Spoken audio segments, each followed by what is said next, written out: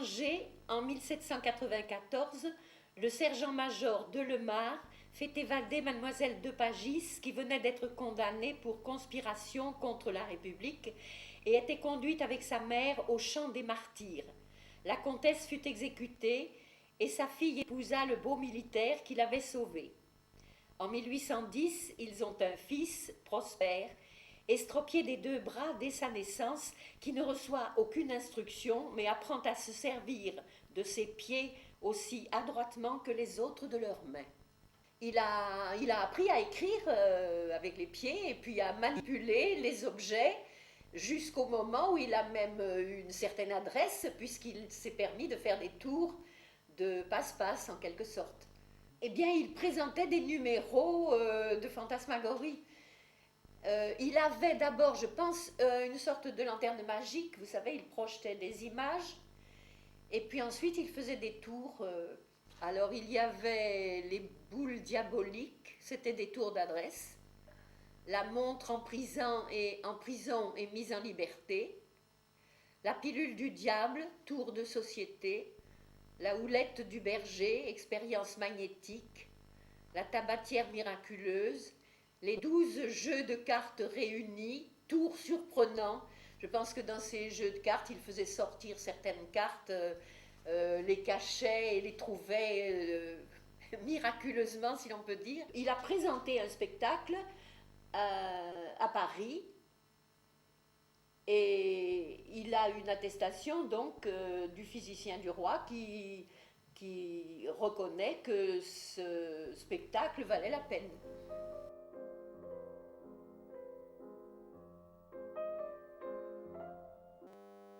Je certifie que le jeune Prosper Delemare a exercé sur mon théâtre pendant 6 mois son talent vraiment curieux. Son habileté, ses grâces et sa jeunesse ont vivement intéressé les spectateurs. J'ai désigné son genre de spectacle sous le nom de pied d'œuvre, qui ne répond pas directement à son art, mais qui indique que cet enfant exécute des chefs-d'œuvre avec ses pieds, et j'atteste encore que ses parents sont des gens fort honnêtes qui méritent la bienveillance du public.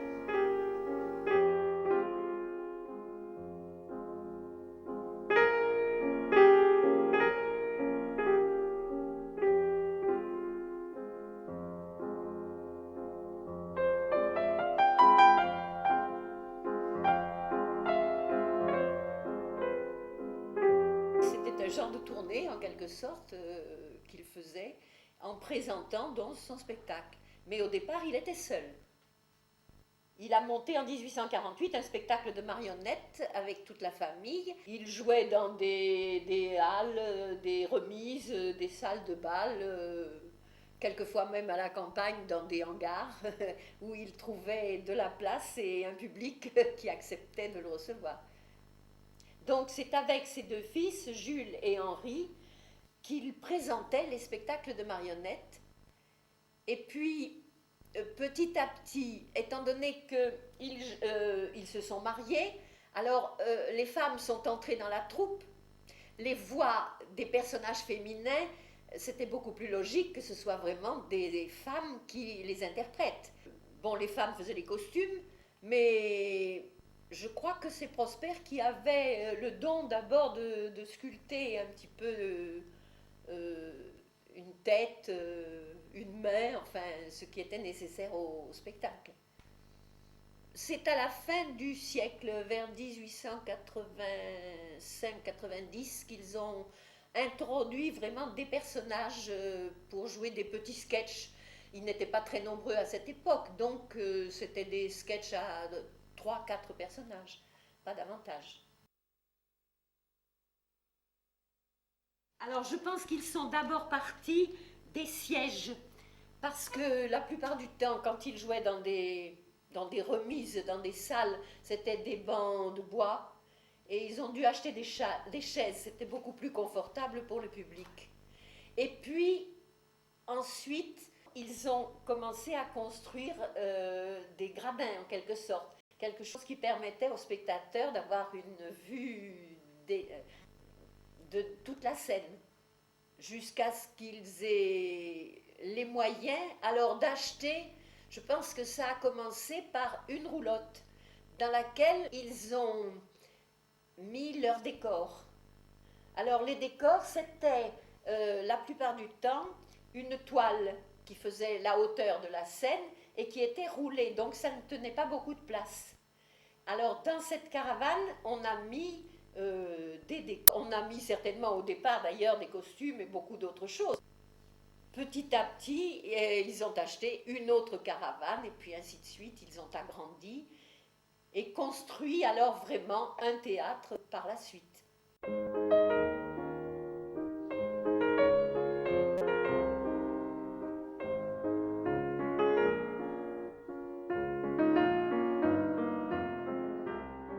Il y avait 1000 spectateurs.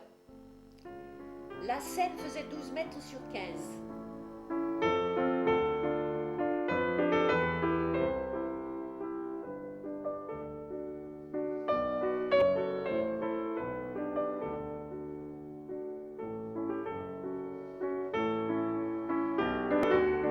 Ils avaient d'abord chacun une femme qu'ils ont plus ou moins fait travailler.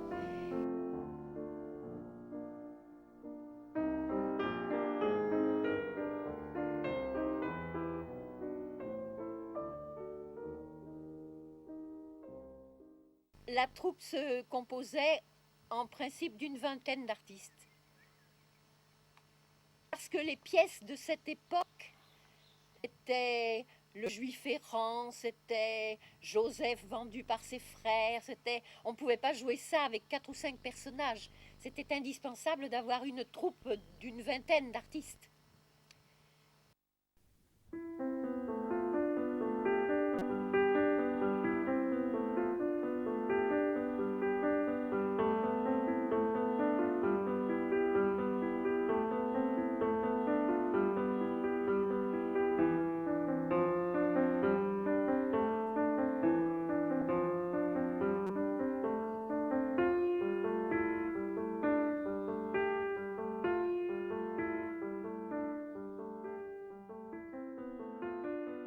Au bout d'un certain temps, les enfants ont acquis une certaine expérience de leurs parents et ont voulu introduire dans le théâtre des idées un peu nouvelles, ce qui était tout à fait normal.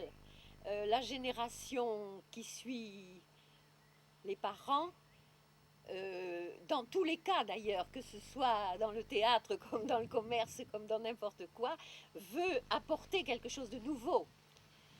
Donc les enfants ont voulu non pas changer quelque chose, mais améliorer les représentations théâtrales et leur apporter les nouveautés en quelque sorte. Les théâtres parisiens avaient eux-mêmes évolué. Et les parents comme les enfants avaient l'habitude tous les 2 ou 3 ans d'aller passer 15 jours, 3 semaines à Paris et d'aller à l'Ambigu, au Théâtre Français, à la Porte Saint-Martin, etc., de voir ce qui se passait dans les théâtres parisiens, qui ont toujours été, disons, à la pointe du progrès. Fernand était plus âgé, pas mal d'ailleurs, il devait avoir presque une dizaine d'années de plus que mon père. Et disons qu'il avait une certaine autorité et une énergie que mon père n'avait pas. Disons, quand la troupe s'est vraiment constituée, Fernand était le metteur en scène qui distribuait les rôles, qui faisait les premières répétitions en donnant les indications à chaque personnage. Mon père était plutôt celui qui avait les relations extérieures, qui contactait la municipalité, les sociétés, puisque très souvent dans une ville, le théâtre de Delmar jouait pour les sociétés. Une fois pour une société de musique, une fois pour une société sportive, pour des commerçants. Mais très souvent, c'était des spectacles achetés en quelque sorte. Mon père partait en général 8 jours avant le théâtre, dans la ville où il devait s'installer, et recrutait ce qu'il lui fallait comme charpentier, chaque charpentier amenant ses ouvriers. Alors il leur expliquait de quelle façon il fallait opérer pour monter le chapiteau. Et quelquefois, comme le théâtre s'installait pour 2 mois et demi, 3 mois dans une ville, c'était très vite repéré. C'était mon père d'ailleurs qui s'occupait plutôt des figurants. Il avait très vite repéré un ou deux plus dégourdis que les autres, à qui on pouvait confier non pas un rôle, mais une scène, de faire quelque chose de plus que les autres. Parce que les figurants, il arrivait d'en avoir, je vous dis, 25-30. C'était nécessaire dans certaines pièces.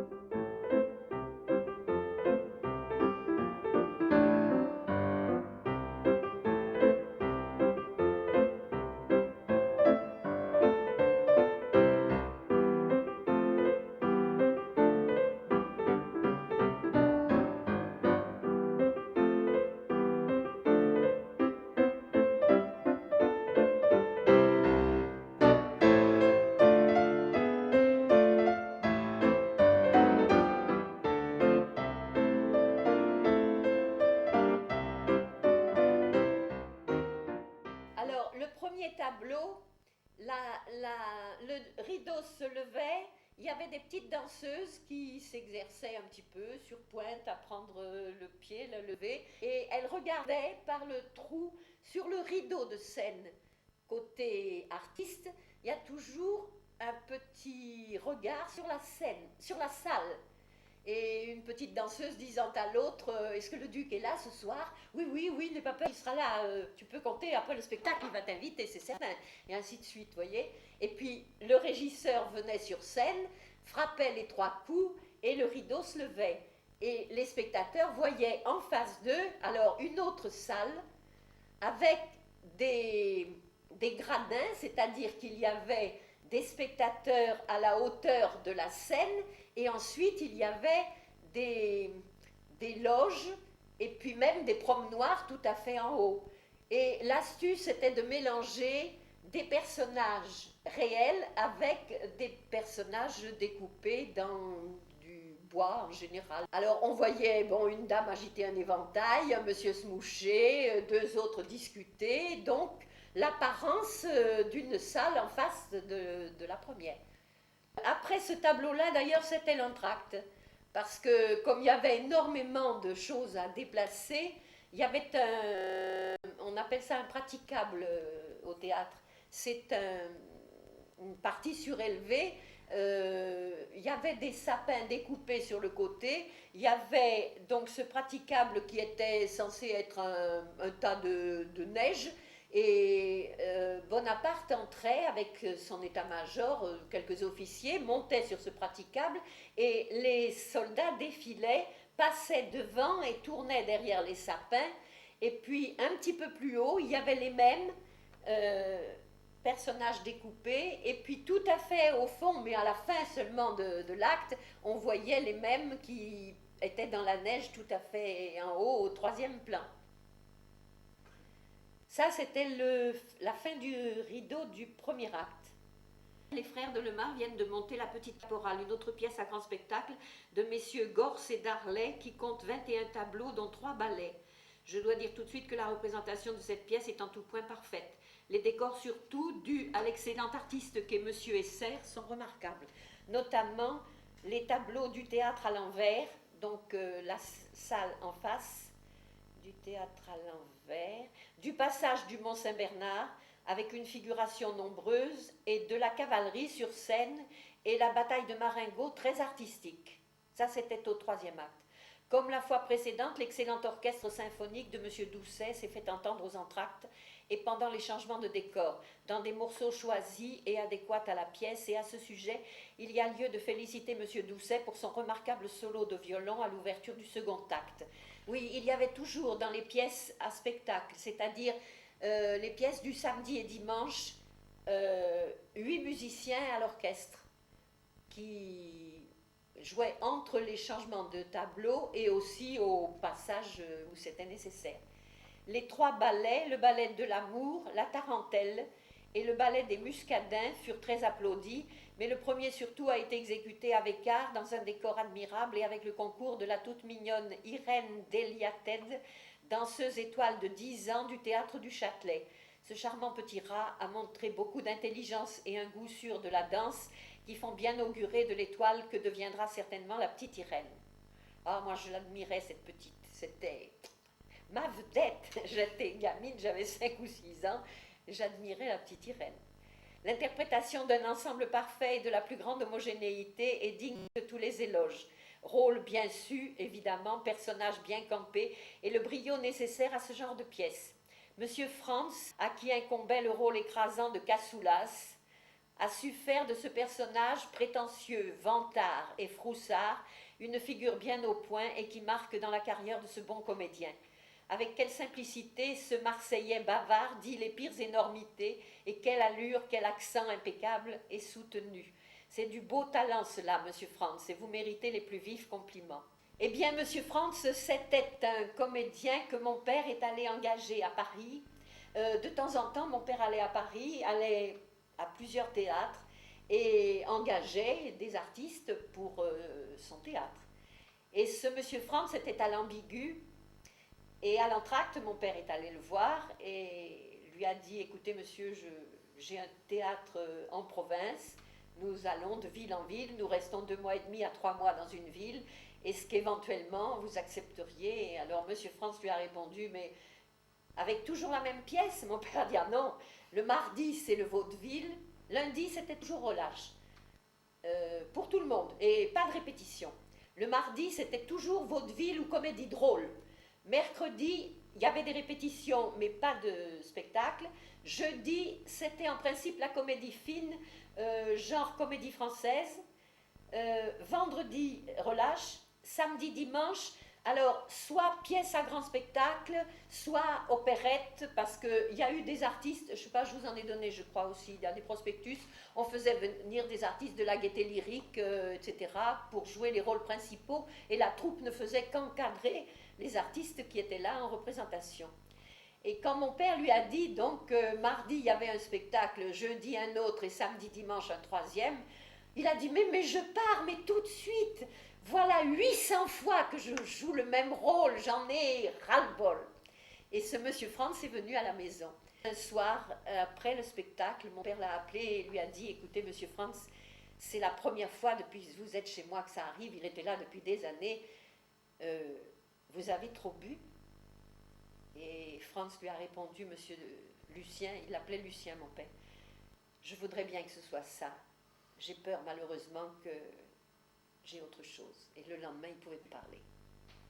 Il a eu une sorte de transport au cerveau et plus d'élocution. Alors mes parents l'ont gardé parce que, bon, ça faisait des années qu'il était là, mais il ne faisait qu'un domestique qui présentait une carte de visite sur un plateau, un figurant si vous voulez, rien d'autre. Et un jour il est parti à Toulouse, il s'est suicidé dans les jardins du Capitole.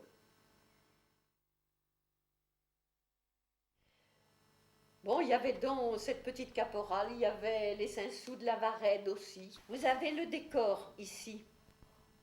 Et le fond était à 1,50 m plus loin, et c'était tout à fait au fond de la scène 2 grands panneaux, aux extrémités d'ailleurs, et une toile qui petit à petit se déroulait. Alors au début c'était la mer, rien, et puis tout d'un coup un petit caboteur, et puis après un remorqueur un petit peu plus grand, et puis petit à petit il y avait un bateau, 2, 3, et puis on arrivait vraiment dans le port et la Statue de la Liberté. Mais petit à petit la nuit tombait, on voyait moins, mais on voyait davantage les bateaux parce qu'ils étaient éclairés, et la ville elle-même à la fin du tableau, parce que vraiment on voyait toutes les lumières, et puis la Statue de la Liberté pour terminer. Ça, c'était le premier acte. Mais dans les Saint-Sous de la Varenne, il y avait des tas d'autres décors. Il y avait 20 décors dans les Saint-Sous de la Varenne. C'est marqué là. Monsieur Esser, il avait été à l'Opéra Comique à Paris comme peintre. Mais je suis arrivée, petite fille, à réciter par exemple un compliment le jour du Nouvel An. Et mon père a dit, oh, mais c'est très bien, tu vas le redire ce soir, mais au lieu de chers parents, tu diras cher public. Et alors, je ne sais plus d'ailleurs, mais enfin c'était cher public, je suis comme l'hirondelle, je reviens chaque année avec un compliment toujours le même. Alors c'était chers parents, je vous aime pour les parents, et le soir ça a été cher public, je vous aime, etc.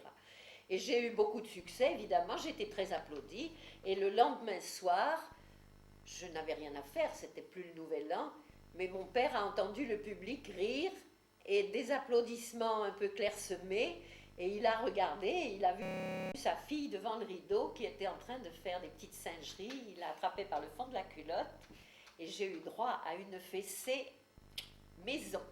Dans je ne sais pas quelle pièce, il y avait un tribunal, et on interrogeait la gamine, et alors elle se tournait d'un côté vers le public, vers le tribunal, et de l'autre côté, alors il y avait le public, il y avait les juges, et on lui dit mais ta mère, et alors je disais simplement maman, maman, elle est morte maman. C'est tout, j'avais pas autre chose dans toute la pièce, mais il paraît que c'était formidable. Bon, et puis alors après, les rôles du répertoire, c'est-à-dire toutes les fois qu'il y avait un gamin, je jouais le gamin en culotte, évidemment, pour faire un garçon, et les cheveux assez courts. Quelquefois, j'ai presque pleuré parce que j'avais des jolies petites anglaises et on me les coupait quand il fallait faire le gamin.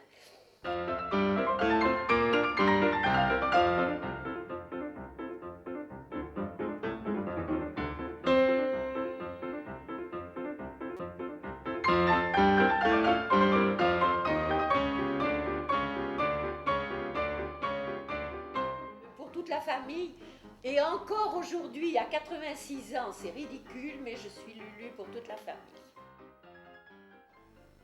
C'est comme ça.